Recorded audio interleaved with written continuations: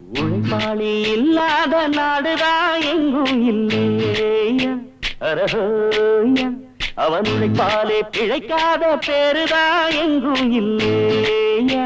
அரஹோயா உழைப்பாளி இல்லாத நாடுதான் எங்கும் இல்லையா அரஹோயா அவன் உழைப்பாலே பிழைக்காத பேருதான் எங்கும் இல்லையா